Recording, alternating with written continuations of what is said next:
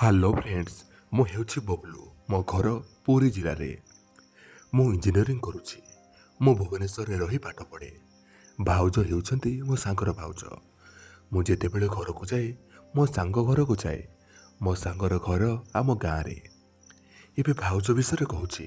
ସେ ଦେଖିବାକୁ ବହୁତ ସୁନ୍ଦରୀ, ଗୋରୀ, ପୁରା କାଗଜ ପରି। ତାଙ୍କର ଗୋଟେ ଛୋଟ ଝିଅଟିଏ ଅଛି। ଆଉ ତାଙ୍କର ଦେହ ବିଷୟରେ କ'ଣ କହିବି। ବାସ୍ ଏତିକି କହୁଛି। ସେ ଦେଖିବାକୁ ଭାରି ସୁନ୍ଦରୀ, ମସ୍ତ ମାଲ ଭଳି ଲାଗନ୍ତି। ତାଙ୍କର ଆଜିକୁ 5 ବର୍ଷ ତଳେ ବାହାଘର ହୋଇଥିଲା। ସେତେବେଳେ ମୁଁ 10ମ ଶ୍ରେଣୀରେ ପଢ଼ୁଥାଏ। ମୋର ବହୁତ ବଡ଼ ଫ୍ୟାମିଲି। ଆଉ ମୋ ସାଙ୍ଗର ଫ୍ୟାମିଲି ବୋଲି କହିଲେ ମୋ ସାଙ୍ଗ, ତା ବାପା, ମା, ଭାଇ, ଭାଉଜ ଆଉ ତାର ଛୋଟ ଝିଆରୀ। ଯେତେବେଳେ ଭାଉଜ ବାହା ହୋଇଥିଲେ ସେତେବେଳେ ମୋର ତାଙ୍କ ପ୍ରତି ଏମିତି କିଛି ଭାବନା କେବେ ବି ଆସିନଥିଲା। ଆଉ ଭାଉଜ ସେତେବେଳେ ନୂଆ ତ ମୁଁ ଏତେ ମୋ ସାଙ୍ଗ ଘରକୁ ଯାଏ ନାହିଁ। ମୋତେ ଲାଜ ଲାଗେ। ବାସ୍ ଯଦି ବି ଯାଏ ଏମିତି ସାଙ୍ଗକୁ ଗେଟ୍ ପାଖରୁ ଦେଖା କରି ପଳେଇ ଆସେ। ଆଉ ଘରକୁ ଯାଏ ନାହିଁ। କିଛି ଦିନ ପରେ ଏମିତି ଗଲି ଆଉ ଭାଉଜଙ୍କ ସହ କଥାବାର୍ତ୍ତା ସବୁ କଲି। ଏମିତି ମୋର 10ମ ଶ୍ରେଣୀଟି ସରିଗଲା। ସେତେବେଳେ 10ମ ପରୀକ୍ଷା ସରିଥାଏ। ମୁଁ ଆଉ ମୋର ସାଙ୍ଗ ତାଙ୍କ ଘର ଛାତରେ ବସିଥାଉ। ମୋ ସାଙ୍ଗ ତଳକୁ ଗଲା ତା ମା ଡାକିବାରୁ, ହେଲେ ମୁଁ ଏକୁଟିଆ ଛାତ ଉପରେ ଥାଏ। ଏକଥା ଭାଉଜ ଜାଣିନଥାନ୍ତି। ସେ ଆସିଲେ ତାଙ୍କ ଘର ପଛକୁ ଆଉ ମୁତିଲେ। ମୋତେ ଅବଶ୍ୟ ପୁରା ତାଙ୍କର ପଛ ଭାଗ ଦେଖାଗଲା ନାହିଁ। ପୁରା କଣ ଆଡ଼ୁ ତାଙ୍କର ପଛ ଭାଗ ଦେଖାଯାଇନଥିଲା। ହେଲେ ସେ ଯେଉଁ ଶାଢ଼ୀ ଟେକିକି ମୁତିଲେ ସେତେବେଳେ ତାଙ୍କର ଗୋରା ଜଙ୍ଘ ପୁରା କ୍ଲିଅର ଦେଖାଗଲା। ଓଃ କି ଗୋରା! ତାଙ୍କର ଗୋରା ଜଙ୍ଘ ଦେଖି ମୋର ସେବେଠୁ ତାଙ୍କ ପାଇଁ ମୁଁ ପାଗଳ ହୋଇଗଲି। ଆଉ ପୁରା ତାଙ୍କର ଦିବାନା ହୋଇଗଲି। ଦିନ ରାତି ଖାଲି ତାଙ୍କ କଥା ମୋ ମନକୁ ଆସୁଥାଏ। ଆଉ ମୁଁ ଖାଲି ଭାବୁଥାଏ କି ତାଙ୍କର ଜଙ୍ଘ ଯଦି ଏତେ ଗୋରା, ତାଙ୍କର ଅନ୍ୟ ଜିନିଷ କେତେ ଗୋରା ନ ହୋଇଥିବ। ଏମିତି ସବୁବେଳେ ମୁଁ ଭାବୁଥାଏ। ଆଉ କେମିତି ଟିକେ ତାଙ୍କ ସହିତ ସମ୍ପର୍କ ରଖିବି ସେଇ କଥା ବି ଭାବୁଥାଏ। ଆଉ ନୂଆ ନୂଆ ଭାଉଜ ସବୁବେଳେ ତାଙ୍କ ପେଟକୁ ବି ଶାଢ଼ୀରେ ଲୁଚେଇକି ରଖୁଥିଲେ।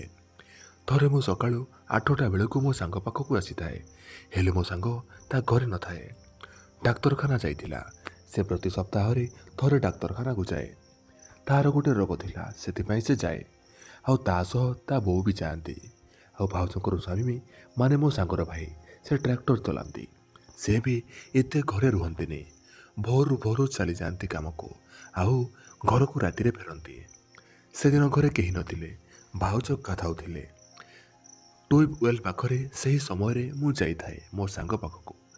ସେତେବେଳେ ଭାଉଜଙ୍କର ପେଟ ଦେଖି ମୋର ପୁରା ଠିଆ ହୋଇଗଲା। ଆଉ ଭାଉଜଙ୍କର ଛାତି ଟିକେ ସାଇଡ଼ରୁ ଦେଖାଯାଉଥିଲା।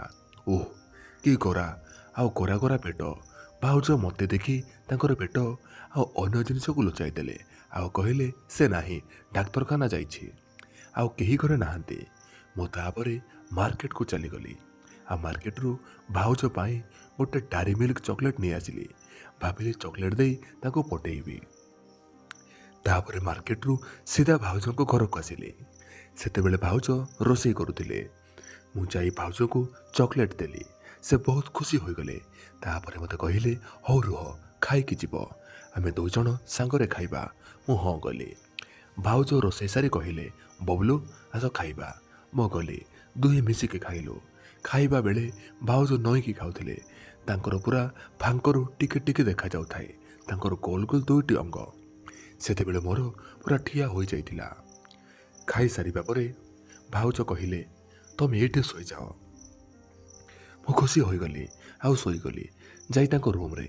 ସେ ବି ତାଙ୍କର କାମ ସାରି ଆସି ଶୋଇଲେ ତାଙ୍କ ରୁମ୍ରେ। ମୁଁ ଶୋଇନଥାଏ, ଶୋଇବା ଭଳି ଆକ୍ଟିଂ କରୁଥାଏ। ଭାଉଜ ଭାବିଲେ କି ମୁଁ ଶୋଇଯାଇଛି।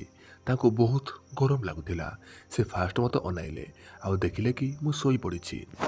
ସେତେବେଳେ ସେ ତାଙ୍କର ଶାଢ଼ୀକୁ ତଳକୁ ଖସେଇ ଦେଲେ। ତାଙ୍କର ଗୋଲ ଗୋଲ 2ଟି କପଡ଼ା ଉପରୁ ପୁରା ମସ୍ତ ଲାଗୁଥିଲା। ମୁଁ ଏତେ ବଡ଼ ବୋଲି ଭାଉଜଙ୍କର କେବେ ଏତେ ନଜର ଦେଇନଥିଲି କିମ୍ବା କେବେ ଦେଖିନଥିଲି।